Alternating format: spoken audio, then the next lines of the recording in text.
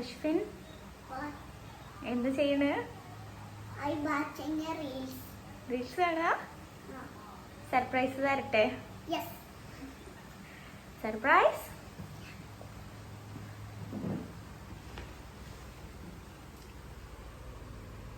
Give me the spoon. Spoon? Okay. Thank you. Welcome. Let's try.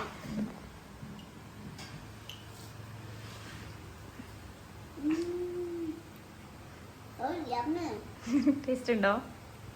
Look. Cut ചെയ്താ?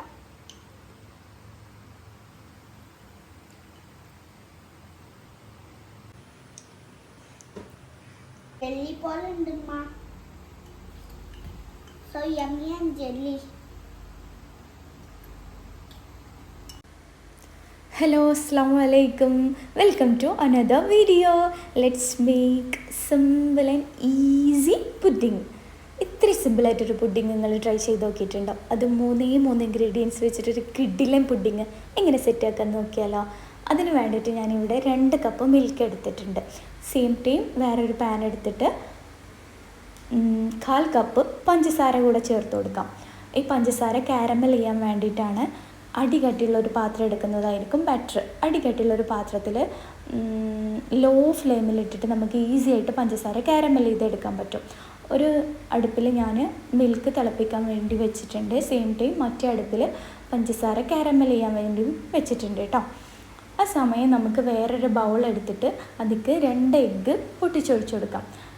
എന്നിട്ട് 1 teaspoon vanilla essence കൂടെ ചേർത്തിട്ട് ഒരു whisk എന്തെങ്കിലും യൂസ് ചെയ്തിട്ട് നന്നായിട്ട് മിക്സ് ചെയ്തെടുക്കണം. എഗ്ഗും വാനില എസൻസ് കൂടെ നന്നായിട്ട് മിക്സായിട്ട് കിട്ടണം. ഇതാ ആ സമയത്തിൽ നമ്മുടെ കാരമൽ ഇവിടെ സെറ്റായിട്ട് വന്നിട്ടുണ്ട്. ഇനി നമുക്ക് ഫ്ലെയിം ഓഫ് ചെയ്യാം. ഫ്ലെയിം ഓഫ് ചെയ്തതിന് ശേഷം മിൽക്ക് നമ്മൾ തിളപ്പിക്കാൻ വെച്ചല്ലോ, ആ മിൽക്ക് കുറേശ്ശെയായി ആഡ് ചെയ്തിട്ട് ഫുള്ളായിട്ട് ഒപ്പം ചേർത്ത് കൊടുക്കരുത്. കുറേശ്ശെയായി ചേർക്കണം, അല്ലെങ്കിൽ ആകെ മൊത്തം പതഞ്ഞു പൊന്തും. ഇപ്പം ഞാൻ കുറേശ്ശെയായി ചേർത്തിട്ടുണ്ട്. നിങ്ങളുടെ കോൺഫിഡൻസ് പോകരുത്. നമ്മുടെ പുഡിങ് ഫ്ലോപ്പല്ല, സെറ്റാണ്. ഇത് മിൽക്ക് ആഡ് ചെയ്യുമ്പോൾ നമ്മുടെ കാരമൽ ഇങ്ങനെ കട്ട പിടിക്കും. ഇത് നന്നായിട്ട് മിക്സ് ചെയ്ത് കൊടുക്കുക. അങ്ങനെ കുറേശ്ശെ ആയിട്ട് ഞാൻ ഫുള്ളായിട്ട് ഇപ്പോൾ മിൽക്ക് ചേർത്ത് കൊടുത്തിട്ടുണ്ട്. ഒപ്പം നമുക്ക് ഇളക്കി കൊടുക്കാം. ഫുള്ളായി മിൽക്ക് ചേർത്തതിന് ശേഷം നമുക്കൊരു മീഡിയം ടു ഹൈ ഫ്ലെയിമിൽ ഇട്ടിട്ട് നന്നായിട്ട് മിക്സ് ചെയ്ത് കൊടുക്കാം. അപ്പോൾ നമ്മുടെ പുഡിങ് കട്ടകളൊന്നും ഇല്ലാണ്ട് സെറ്റായിട്ട് വന്നിട്ടുണ്ട് കേട്ടോ. ഇനി നമുക്കതൊന്ന് തണുക്കാൻ വേണ്ടിയിട്ട് വെക്കണം. ചൂടോടെ തന്നെ നമ്മുടെ പുഡിങ് സെറ്റാക്കാൻ പറ്റില്ല. നമ്മളുടെ മിൽക്ക് കാരമൽ ഉണ്ടല്ലോ, അതൊന്ന് തണുപ്പിക്കാൻ വേണ്ടിയിട്ട് വെക്കാം. ഞാനിപ്പോൾ ഇത് വേറൊരു ബൗളിലേക്ക് മാറ്റിയിട്ടുണ്ട്. ഇനി ഇത് രണ്ടും കൂടെ ഒന്ന് മിക്സ് ചെയ്യണം. ഞാനിത് മിക്സ് ചെയ്യുന്ന വീഡിയോ ഉണ്ടെന്ന് കട്ട് ചെയ്ത് പോയിട്ടാണ്. ഇനി നമ്മുടെ എഗ്ഗ് മിക്സിലേക്ക് എഗ്ഗും വാനിലയും ബീറ്റ് ചെയ്തല്ലോ, അതിലേക്ക് നമ്മുടെ മിൽക്ക് കാരമൽ കുറേശ്ശെയായിട്ട് ചേർത്ത് കൊടുത്തിട്ട് നന്നായിട്ട് മിക്സ് ചെയ്തെടുക്കാം. ഇനി നിങ്ങൾ ഏത് പാത്രത്തിലാണോ പുഡിങ് സെറ്റ് ചെയ്യുന്നത് അതെടുക്കാം. പുഡിങ് ട്രേ വേണമെങ്കിൽ അത് യൂസ് ചെയ്യാം. പുഡിങ് ഞാൻ ഇപ്പോൾ ഇവിടെ ചെറിയ കപ്സാണ് എടുത്തിരിക്കുന്നത്. അതിലേക്ക് നമ്മുടെ ഇത് അരച്ചിട്ട് ചേർത്ത് കൊടുക്കണം കേട്ടോ. എന്തെങ്കിലും കട്ടകൾ ഉണ്ടെങ്കിൽ പോകാൻ വേണ്ടിയിട്ടാണ്. ഞാനിവിടെ മുഴുവനായിട്ട് ഒരു കപ്പിക്ക് ചേർത്ത് കൊടുത്തിട്ടുണ്ട്. കപ്പിക്ക് ഒഴിച്ച് വെച്ചിട്ടുണ്ട്. ഇന്നൊരു ക്ലിംഗ് റാപ്പ് ഉപയോഗിച്ചിട്ട് നമുക്കൊന്ന് റാപ്പ് ചെയ്തെടുക്കണം. ഇതാ ഞാനിപ്പോൾ ഇത് റാപ്പ് ചെയ്തെടുത്തിട്ടുണ്ട്.